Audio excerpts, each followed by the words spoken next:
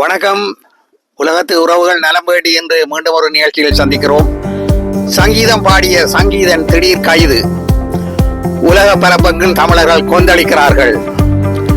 இந்த பயங்கரவாத தடை சட்டத்தின் கீழ் இவர் கைது செய்யப்படுவதற்கு என்ன காரணம்? ஐயா, பயங்கரவாத சட்டம் என்ன? இனத்துவசம் அல்லது இனத்தை விரிவுபடுத்தும் நோக்கத்துக்காக கதைக்க கூடாது. தலைவர் பற்றியோ அல்லது அந்த புலிகள் இயக்கத்தை பற்றியோ கதைக்க பேசக்கூடாது. அவன் அதை பத்தி பாடுறான். அவன் பாட்டு பாடணும். தன்னுக்கு இதுக்கு மோனையில அந்த பாட்டை பாடுனான். அதுக்கும் பயங்கரவாதத்துக்கு என்ன தொடர்பு? அதுதான் கொண்டு பண்ணி. அப்போ பார்லிமெண்ட்ல ஒரு ஆள் குறைக்குது. அவருக்கு பயங்கரவாதம் இல்லையோ சட்டம்? அதானே, அவர் பார்லிமெண்ட்டுக்கு உள்ளே இருந்து குறைக்கலாம், அரசாங்கத்தோட சேர்ந்து குறைக்கலாம். அவர் நாங்கள் தமிழனோட சுதந்திரமா நாட்டுல தஞ்சை ஒரு பாட்டு பாடுறாண்டா அது என்ன பயங்கரவாதம்? இதுக்குள்ள ஏதோ ஒரு சூழ்ச்சி இருக்கு, ஏதோ ஒரு சூழ்ச்சி இதுன்னு கேட்க போறது இல்லை.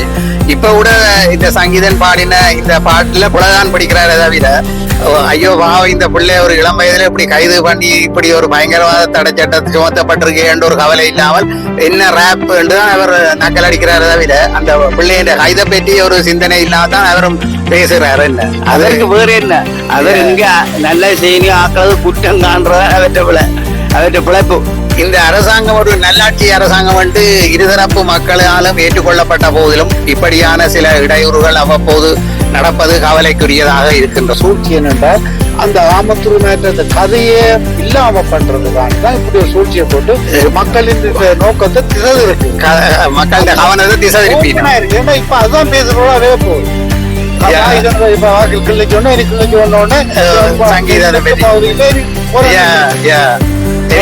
தெற்கு பகுதியில போராட்டம் படிக்கிறா மக்கள் எல்லாம் இப்ப தமிழனுக்கு எதிராக மறந்துடுவான். அதையும் தாண்டி பழைய எதிர்கட்சி தலைவர் பதவி இழந்தவர்கள் இந்த பொன்னான சந்தர்ப்பத்தை எதிர்பார்த்து கொண்டிருக்க வெங்கடா வெடி வைக்கலாம். அப்ப இனி அதை கதைக்க துவங்கிடுவீங்க. என்ன அப்ப நீங்க சொல்ல வரீங்க ஆமத்தூருண்ட பிரச்சனைய மாற்றி அங்கால கொண்டு போறதுக்காக தான் இந்த சங்கீத பிரச்சனை கொண்டு வரீங்க. இது புதுசு அல்ல. இது காலங்காலமா பாடுற செயல்பாடு. ஏன்னா இந்த மக்களை ஏதாவது திசை திருப்போம். இதுல ஒரு வைத்தறிச்சலான விடயம் என்னவென்றால் எத்தனையோ பின்னணி பாடகர்கள் பலர் தங்கள் இசை நிகழ்ச்சியின் போது பல இயக்க பாடல்களை பாடி உள்ளார்கள். அதையும் தாண்டி இந்த தேர்தலின் போது எத்தனையோ பாராளுமன்ற உறுப்பினர்கள் தங்கள் தேர்தல் பிரசாரத்திலே உடைத்த பாடல்களை பாடி தாங்கள் வாக்கு கேட்டதையும் நாங்கள் மறக்கவில்லை. இன்னும் அது யூடியூப்பில் இருக்கிறது, மக்களே போய் பாருங்கள். என்ன அப்ப அவர்களுக்கு எல்லாம் இல்லாத இந்த சட்டம் இந்த ஒரு அப்பாவி பாவம் வாழ்க்கையில தான் முன்னேறணும் என்று சொல்லி ஒரு சங்கீத பாடலை பாடின சங்கீதனுக்கு ஏன் இந்த திடீர் கைது? ஐயா, அவனியாவில் யூசி கிரவுண்டில் மைதானத்தில் நடைபெற்ற ஒரு பெரிய இசை நிகழ்ச்சியில் இந்த சங்கீதன் பாடுவதாகவும் இருந்தது. பின்பு அவரை இறுதி பாடகராக பாடும்படி சிலர் வற்புறுத்தியும் இருந்தார்கள். அதில் பல இழுபறை நிலை ஏற்பட்டு அப்போ யாரோ சிலரால் அது அவரை கட்டுப்படுத்துகிறார்கள் என்று எண்ணமும் தோன்றுகிறது. இறுதியில் அவரை பாட விடாமல் தடுத்து விட்டார்கள் என்றும் சொல்லுகிறார்கள். இது எதனால்? ஒரு பாவம் ஒரு பாடகர் தான் பாடி தன் வாழ்க்கையை முன்னேற்றணும் என்று நினைத்தது தப்பா?